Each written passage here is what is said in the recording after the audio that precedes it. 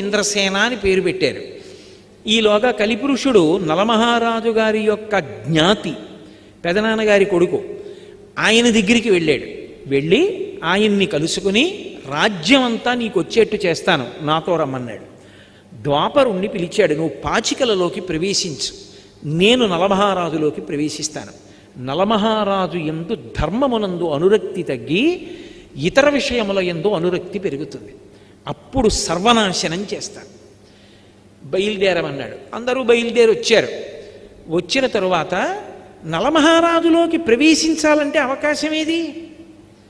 ఎందుకు ప్రవేశించలేకపోయాడో అక్కడ చెప్పాడు బృహదశ్వుడు. ఆయన ఎప్పుడూ పుణ్యం గురించి ఆలోచిస్తాడు, పాపమునకు వశుడు కాడు. ఇందాక నేను మీతో మనవి చేయడానికి కారణం అది. ఆయన కోపంతో ఆలోచించాడు, ప్రేమతో ఆలోచిస్తాడు. అందుకు పరిష్కారం ఉంటుంది, తాను శాంతిగా ఉంటాడు. పుణ్యం గురించి ఆలోచిస్తాడు, నాకు పాపం వస్తుందేమో అని భయపడతాడు. అందుకని పాపచింతనతో కూడుకున్న పనివైపుకి వెళ్ళడు. ఎప్పుడూ జపం చేస్తూ ఉంటాడు. జపం చేస్తున్న వాడికి ఏమవుతుందంటే నాడీమండలం అంతా కూడా ప్రచోదనమై పరమశాంతిగా ఉంటాడు. ఎప్పుడు తపస్సు చేస్తూ ఉంటాడు, అగ్నిని ఆరాధిస్తాడు, మంచి విషయాలు వింటూ ఉంటాడు. అందుకని కలిపురుషుడు నలుడిలోకి వెళ్ళలేకపోయాడు. ఎక్కడో అక్కడ దొరకపోతాడా? ఇది పగంటే, ఇది కలిపురుషుడు అంటే. ఎదురు చూస్తున్నాడు. 2 బిడ్డలు కూడా పుట్టేశారు, అయినా ఎదురు చూస్తూనే ఉన్నాడు. సుఖపడకుండా చేసేయాలి. ఇప్పుడు ఒక రోజున మూత్ర విసర్జన చేసి నలమహారాజు గారు కాళ్ళు కడుక్కోలేదు. ఏదో అత్యవసరమైన పని ఉండి కాళ్ళు కడుక్కోకుండా బయటకు వచ్చాడు. మూత్ర విసర్జన చేసి కాళ్ళు కడుక్కోకపోతే వెంటనే అశౌచం వచ్చేస్తుంది. శమంతకోపాఖ్యానంలో అది చేస్తేనే కదా మరణించాడు ప్రసేనుడు. అందుకని కాళ్ళు కడుక్కోకుండా బయటకు వచ్చాడు.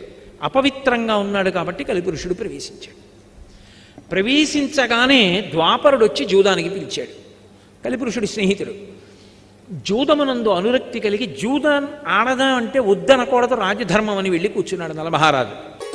ఎక్కడో అక్కడ ఆపగలిగేవాడు, కానీ కలిపురుషుడు లోపల ప్రవేశించేశాడు. ఎంత తీవ్రంగా ఆడాడంటే దమయంతి ఆ ఊళ్ళో ఉన్నటువంటి ప్రముఖుల్ని తీసుకుని ఎదురుగుండా వచ్చి బిడ్డల్ని పట్టుకుని నించుంది. ఉండడానికి ఇల్లు, తినడానికి తిండి కూడా లేకుండా పోతావు మహారాజా, వద్దు ఆపేయమని. ఆపకుండా ఆడుతూనే ఉన్నాడు, పందెం మీద పందెం వడ్డి. లోపల కలిపురుషుడు ఉన్నాడు, ఇక దేనికి వినడం. ఆ మూర్ఖత్వం వచ్చేస్తుంది ఆ కలిపురుషుడు పట్టేసుకుంటే. ఆ మూర్ఖత్వంతో ఆడుతున్నాడు. దమయంతి గమనించింది, ఇక ఆపడం ఇది కలిపురుష లక్షణం అని వార్ష్ణేయుడు అని సారథిని పిలిచింది. తన బిడ్డలిద్దరిని రథం ఎక్కించి పుట్టింటికి తీసుకెళ్ళిపోమ్మంది. ఆపదొచ్చేసిందని ఆవిడ కనిపెట్టింది.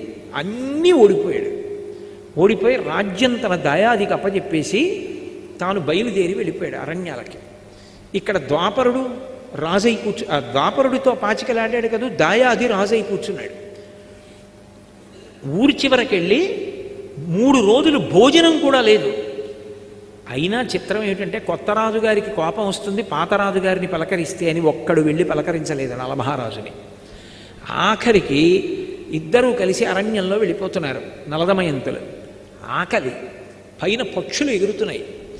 పక్షులు ఎగురుతున్నాయి, పక్కన భార్యే కదా ఉంది, ఎవరూ లేరు కదా అని నా పంచె తీసి విప్పేసి పైకి విసురుతాను. ఆ పంచ పక్షుల మీద పడి బరువుకి పక్షులు కింద పడతాయి, ఆ మాంసం తిందాం దమయంతి అని బట్ట తీసి విప్పేసి పైకి విసిరాడు.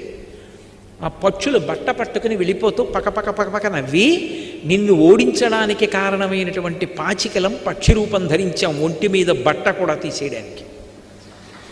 నేను ద్వాపరుణ్ణి, మహారాజా బట్ట కూడా లేదు తిరిగన్నాయి. ఏం చెయ్యాలో తెలియక దమయంతి కట్టుకున్న చీరే తాను చుట్టుకుని ఇద్దరూ కలిసి అడవిలో నడిచారు. పడుకున్నాడు ఒక చోట, ఒక శిథిల ప్రాంగణం దొరికితే పడుకున్నాడు. కలిపురుషుడు లోపల ఉన్నాడు కదా, ధర్మం తప్పి